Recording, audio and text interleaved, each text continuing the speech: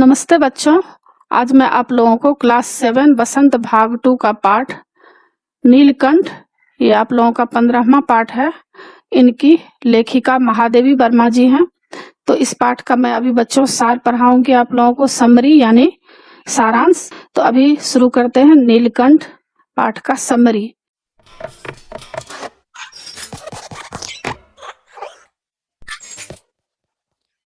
बच्चों, क्लास 7 बसंत के सारे चैप्टर्स का इंपॉर्टेंट क्वेश्चन एंड आंसर का पीडीएफ को डाउनलोड करने के लिए और क्लास 7 बसंत का टेक्स्ट बुक का पीडीएफ फाइल को डाउनलोड करने के लिए आप इस वीडियो के डिस्क्रिप्शन में दिए गए प्रोसेस को फॉलो करके आसानी से पीडीएफ फाइल डाउनलोड कर सकते हैं। अगर आपके पास टेक्स्ट बुक और इंपॉर्टेंट नोट्स नहीं है तो आप इस पीडीएफ फाइल को डाउनलोड करके आसानी से पढ़ाई कर सकते हैं और अच्छा मार्क्स ला सकते हैं।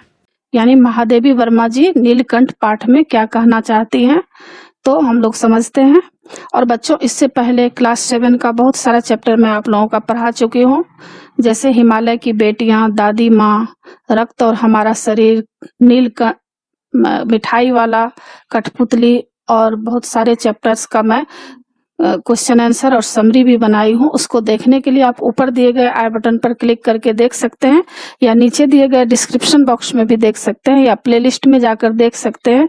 और बच्चों, आप जो भी चैप्टर पढ़ना चाहते हैं उस चैप्टर का नाम लिखकर उसके आगे मेरे चैनल का नाम लिखिए, देवज नागरी, DEVZ स्पेस देकर NAGRI, और यूट्यूब पर सर्च कीजिए, आपको वह चैप्टर आसानी से मिल जाएगा। बहुत ही अच्छा ढंग से पढ़ाया हुआ है और बहुत ही अच्छा मार्क्स उसमें आपको आ सकते हैं, क्योंकि मैं बहुत ही अच्छा से डिटेल में समझाई भी हूँ।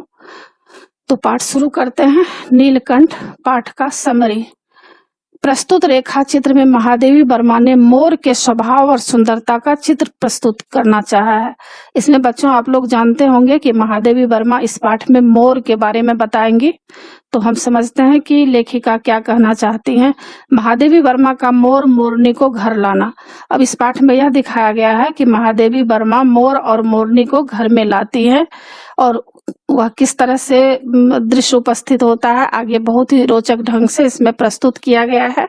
तो इसमें कहा गया है कि लेखिका एक दिन अपने एक मेहमान को स्टेशन पहुंचाकर लौट रही थी। यानी लेखिका के घर में कोई मेहमान आए थे तो वो स्टेशन गई थी पहुंचाने, और वहां से जब लौट रही थी तो उन्हें चिड़ियों और खरगोश की दुकान का ध्यान आया। वे बड़े मियाँ चिड़िया वाले की दुकान, एक दुकान का नाम था बड़े मियाँ चिड़िया वाले की दुकान पर अभी पहुंची भी न थी कि उन्होंने बीचों बीच गाड़ी रुकवाकर लेखिका को मोर के 2 बच्चों के बारे में बताना शुरू कर दिया। उसने कहा, एक मोर है, एक मोरनी है। लेखिका ने मोर के बच्चे देखने चाहे, वे तीतरों की तरह पिंजरे में बंद था। लेखिका ने 35 रुपए देकर उन दोनों को खरीद लिया। जैसे ही पिंजरा कार में रखा वे छटपटाने लगे, मानो पिंजरा ही सजीव और उड़ने योग्य हो गया, मतलब बहुत ही तेज छटपटाने लगा। अब घर में उन्हें छिपा कर रखना। महादेवी ने अपने घर के बड़े जाली घर में उन्हें दूसरे जीव जंतुओं के डर से एकदम से न रखा, बल्कि अपने पढ़ने के कमरे में उन्हें स्थान दिया। यानी जिसमें महादेवी वर्मा पढ़ाई करती थी उस कमरे में मोर मोरनी को रखी। इस कमरे में उनके पिंजरे का दरवाजा खोल दिया गया। 2 कटोरियों में सत्तू की गोलियां व पानी रखा गया। वे कमरे में कभी मेज के नीचे, कभी अलमारी के पीछे घुस जाते, फिर वे रद्दी कागजों की टोकरी में बैठने लगे। पूरे कमरे में घूमते, कभी मेज पर, कभी कुर्सी पर, कभी महादेवी के पास। कमरे के दरवाजे एकदम बंद रहते कि कहीं बिल्ली अंदर ना आ जाए, क्योंकि महादेवी वर्मा जी बिल्ली, कुत्ते और बहुत सारे जीव जंतु भी पाली हुई थी। तो बिल्ली कुत्ते तो छोटे बच्चे को खा जाते हैं, तो इसीलिए उनसे बचाना भी पड़ता है। तो कमरे के दरवाजे इसलिए महादेवी वर्मा जी बंद रखती थी, क्योंकि वहां से कोई बिल्ली अगर आ जाती तो उसको खा जाती।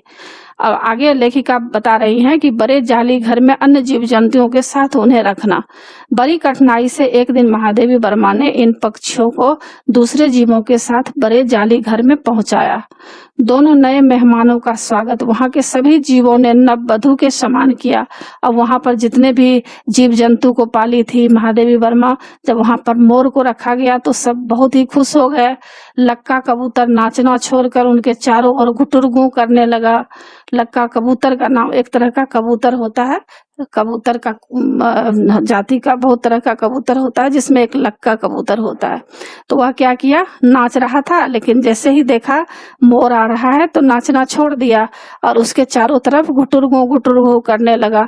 बड़े खरगोश सभ्य सभासदों की भांति क्रम में बैठकर गंभीर भाव से उनका निरीक्षण करने लगे और खरगोश जो है ऊपर नीचे उसको देखने लगा। ऊन की गेंद जैसे छोटे खरगोश उनके चारों ओर उछल कूद मचाने लगे। तोते एक आंख बंद करके उनका परीक्षण करने लगा। और महादेवी वर्मा जी तोता भी पाली थी। तोता भी क्या किया, एक आंख बंद करके उसको देखने लगा, मानो चिड़ियाघर में भूचाल आ गया। ऐसा लग रहा था कि भूचाल मतलब भूकंप आ गया है। सारे जो जीव जंतु हैं उस मोर के बच्चे को देखने लगा। अब मोर मोरनी का रूप सौंदर्य, अब मोर मोरनी किस तरह का है ऐसा दिखाया जा रहा है। तो धीरे धीरे मोर के बच्चे बढ़ने लगे। मोर के सिर पर कलगी सघन ऊंची और चमकीली हो गई, चोंच टेढ़ी और तेज हो गई, गोल आंखें इंद्रमणि की नीली चमक की भांति चमकने लगी। अब यहाँ पर यह दिखाया जा रहा है कि किस तरह मोर का सौंदर्य जो है उसका सुंदरता बढ़ने लगा। क्या हो गया, सबसे पहले उसके सिर पर कलगी सघन मतलब बाल जो है बहुत ही घना हो गया, ऊंची और चमकीली हो गई, चोंच टेढ़ी और तेज हो गई, गोल आंखें इंद्रमणि की नीली चमक के भांति चमकने लगी, लंबी हरी और नीली गर्दन उसके हर भाव में धूप छाहे की तरंगे उठती, मतलब वो चमक उसके शरीर में होता है ना, इसी के बारे में बताया गया है। लंबी पूंछ व पंखों में इंद्रधनुषी रंग दिखाई देने लगे। मोरनी का विकास मोर के समान चमत्कारिक तो नहीं हुआ, परंतु उसकी लंबी गर्दन, चंचल कलगी, पंखों की श्वेत श्याम पत्रलेखा कम मनभावन नहीं थी। अब आगे नामकरण, उनका नाम रखा जाएगा। मोर की गर्दन नीली होने के कारण उसका नाम रखा गया नीलकंठ। वह मोरनी के सदा उसके साथ साथ रहने के कारण उसका नाम राधा रखा गया। यानी आप लोग जानते होंगे, समझ गए होंगे कि मोर का नाम क्या रखा गया, नीलकंठ, और मोरनी का नाम राधा रखा गया। अब भाव भंगिमा आगे बता रही है लेखिका कि नीलकंठ की भाव भंगिमा लेखिका को आकर्षित करता, मतलब उनकी स्वभाव के बारे में बताया जा रहा है कि नीलकंठ की भाव भंगिमाएं लेखक को आकर्षित करती। लेखिका को उसका गर्दन ऊंची करके देखना, विशेष भंगिमा के साथ नीचे कर दाना चुगना, पानी पीना, टेढ़ी कर शब्द सुनना, लेखिका व मेहमानों के स्वागत हेतु अपने पंखों को मंडलाकर रूप देना, वर्षा ऋतु में नृत्य करना आदि बहुत ही मनमोहक लगता था। संरक्षक और सेनापति, सभी जीव जंतुओं ने नीलकंठ को अपना संरक्षक और सेनापति नियुक्त कर लिया। सबको दाना खिलाने लेकर जाता, किसी के कुछ भी गड़बड़ करने पर अपनी चोंच से उसे प्रहार करके दंड देता।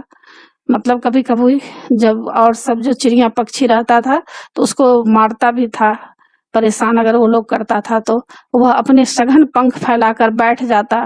देखते होंगे ना मोर किस तरह से पंख फैलाकर बैठ जाते हैं, उसके बारे में बताया जा रहा है। और वे सब उसकी लंबी पूंछ और पंखों में छुआ-छुअल का खेल खेलते, और जो भी वहां पर चिड़िया पक्षी थी वे लोग क्या करते थे, उसके पंख से खेलते थे क्योंकि सुंदर सुंदर पंख होते हैं ना मोरनी के।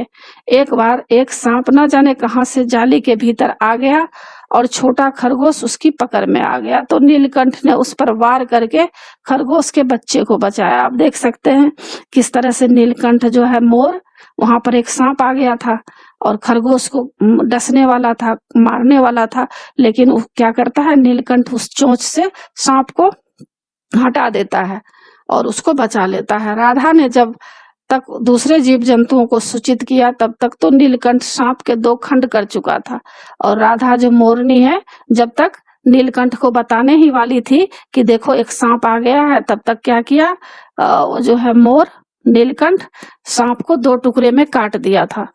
अब आगे बता रहे हैं बसंत आगमन पर अस्थिरता। बसंत ऋतु में जैसे ही आम के वृक्ष फूलों से लद जाते, अशोक के नए लाल पत्ते पल्लवित होते, तो नीलकंठ जाली घर में बंद न रह पाता। उसे बाहर ही छोड़ना पड़ता।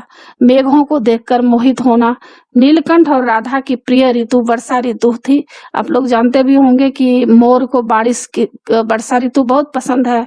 जैसे ही बारिश आती है मोर मोरनी नाचने लगते हैं।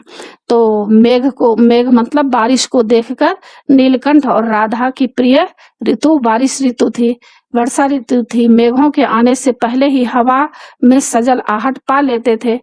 होता है ना, बारिश होने से पहले ठंडी ठंडी हवा चलती है, तो जैसे ही इन लोगों को पता चलता था तो ये लोग समझ जाते थे कि बारिश होने वाला है और ये लोग नाचने लगते थे। वर्षा होते ही मोर का गोलाई में पंख फैलाकर नृत्य करना मनभावन होता था। मेघ के गर्जन के ताल पर ही तन्मय नृत्य आरंभ होता। फिर जितना मेघ अधिक गरजता, जितनी बिजली चमकती, बूंदों की रिमझिम जितनी अधिक होती, नीलकंठ के नृत्य का वेग भी वैसे ही बढ़ता जाता था। यानी जितना तेज बारिश होती थी उतना ही तेज में नीलकंठ नाचने लगता था, यानी मोर नाचने लगता था।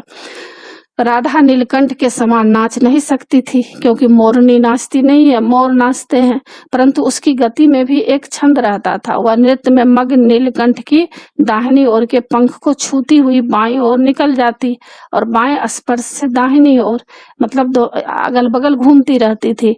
इस प्रकार पूरा ताल परिचय देती थी। कुब्जा का आगमन। एक दिन किसी काम से लेखिका नखास कोने से निकली तो बड़े मियाँ ने कार को रोक लिया और उन्हें एक मोरनी दिखाई जिसके पंजों की उंगलियां टूटी हुई थी। उसने बताया कि चिड़िया मार ने ऐसा किया है। महादेवी ने 7 रुपए देकर उसको भी खरीद ली। पंजों की मरहम पट्टी करने से 1 महीने में वह अच्छी हो गई और थोड़ी डगमगाती हुई चलने लगी। उसे भी जाली घर पहुंचाया गया। जाली घर मतलब जिस घर में जाली लगा हुआ था, तार का जाली, लोहे का जाली, उसमें उसको भी रखा गया और उसका नाम रखा गया कुब्जा। अब कुब्जा का स्वभाव यहाँ बताया जा रहा है कि कुब्जा कैसी थी। पहले तो कुब्जा यहाँ किस तरह से कुब्जा का आगमन हुआ, यानी कुब्जा को किस तरह से लेखिका महादेवी वर्मा अपने घर लाती हैं, उसके टूटे हुए पैर का मरहम पट्टी करती है, फिर जाली घर में पहुंचाती है। अब कुब्जा का स्वभाव बता रही है कि कुब्जा किस तरह का स्वभाव की थी। कुब्जा बाकी जीव जंतुओं की भांति प्रेम विलाप वाली नहीं थी। वह सदा नीलकंठ के साथ रहना चाहती थी। जब भी राधा को नीलकंठ के साथ देखती तो उसे मारने दौड़ती। अब क्या हुआ, अब जो नीलकंठ के साथ राधा रहती थी तो वह चाहती थी नहीं राधा उसके साथ ना रहे, और कुब्जा चाहती थी कि मैं नीलकंठ के साथ रहूं। एक बार उसने राधा की कलगी व पंख को नोच डाली और एक बार राधा ने 2 अंडे दिए जिन्हें वह पंखों में छिपाए बैठी रहती, लेकिन कुब्जा ने उन्हें भी तोड़ डाला। देखिए कुब्जा क्या की बदमाशी कि राधा ने जो अंडे दिए थे उस अंडे को पंख के नीचे छिपाई थी, तो क्या की वो कुब्जा गुस्से में जाके उसको तोड़ डाली। नीलकंठ उससे दूर भागता था परंतु वह किसी को भी नीलकंठ के समीप आने नहीं देती थी। अब आगे बता रहे हैं कि नीलकंठ की अप्रसन्नता व जीवन का अंत। अब क्या होता है, नीलकंठ का एक दिन जीवन का अंत भी आ जाता है, यानी मर जाता है, उसका भी कहानी है। राधा से अलग रहकर नीलकंठ अप्रसन्न रहने लगा, मतलब दुखी रहने लगा, क्योंकि हमेशा तो वह राधा के साथ रहता था तो खुशी रहता था। बीच में जो यह आ गई कुब्जा तो इससे क्या हो गया, वह दुखी हो गया। कई बार वह जाली घर से भाग भी गया। कई बार वह उदास होकर आम की शाखाओं में भूखा प्यासा छिप जाता। एक बार खिड़की के शेड पर छिपा रहा। अब नीलकंठ की चाल में थकावट व आंखों में शून्यता रहती, मतलब वह थोड़ा सा उदास रहता था। महादेवी सोचती रही कि समय रहते सब ठीक हो जाएगा, लेकिन एक दिन सुबह उन्होंने देखा कि नीलकंठ पूंछ और पंख फैलाए धरती पर बैठा था। लेखिका के पुकारने पर भी वह हिला डोला नहीं। वास्तव में वह मर गया था। अब यहाँ पर बताया जा रहा है कि वह जो है नीलकंठ मर गया था। अंतिम संस्कार, मतलब अंतिम जो संस्कार किए जाते हैं उसके बारे में बताया जा रहा है कि महादेवी ने उसे अपने शॉल जो ओढ़ती थी उसमें लपेटकर गंगा की लहरों में उनको प्रवाहित कर उसका अंतिम संस्कार किया। अब राधा की निश्चेष्टता, राधा उसकी मृत्यु के बाद सदा उसके इंतजार में रहती कि वह आएगा। उसको क्या मालूम कि नीलकंठ सदा के लिए चला गया है। राधा यह सोचती थी कि आएगा, जरूर वह आएगा एक न एक दिन। वह अपने आप में अकेली होते हुए भी दुकेली थी, क्योंकि उसे हर पल नीलकंठ के अपने साथ होने का एहसास था। आषाढ़ मास में जब बादल छाते तो वह कभी ऊंचे झूले पर चढ़कर, कभी अशोक की डाल पर अपनी तेज आवाज में नीलकंठ को बुलाती रहती थी। अब यहाँ दिखाया जा रहा है कि किस तरह से नीलकंठ को बुलाती थी। कुब्जा का नीलकंठ को ढूंढना। अब कुब्जा भी नीलकंठ को ढूंढती रही। जाली का दरवाजा खुलते ही बाहर भागती और आम, अशोक, कचनार आदि की शाखाओं में उसे ढूंढती। एक दिन आम की शाखा से उतरी की अल्सेशियन कुतिया कजली उसके सामने आ गई। अल्सेशियन कुतिया कजली उसके सामने आ गई। उसने कजली पर चोंच का प्रहार किया। कजली ने 2 दांत उसके गर्दन पर लगाए। इससे उसकी भी जीवन लीला समाप्त हो गई। अब वह भी खत्म हो गई। लेखिका के लिए इन तीनों पक्षियों की प्रकृति विभिन्नता विशेष थी। अब तो आशा है बच्चों आप लोगों को सब समझ में आ गया होगा। तो आप जरूर मेरे चैनल को सब्सक्राइब कीजिएगा और सब्सक्राइब के बगल में बेल आइकन बटन है, उसे जरूर क्लिक कीजिएगा और लाइक कीजिएगा, शेयर जरूर कीजिएगा। और आपको जो भी विचार विमर्श करना है आप नीचे दिए गए कमेंट्स बॉक्स में आकर कमेंट्स जरूर कीजिए कि आपको यह पाठ कैसा लगा, या और कुछ भी अगर आप पूछना चाहते हैं तो नीचे कमेंट्स बॉक्स में आप कमेंट्स कर सकते हैं बच्चों। आगे मैं नए पाठ के साथ मिलूंगी। धन्यवाद बच्चों।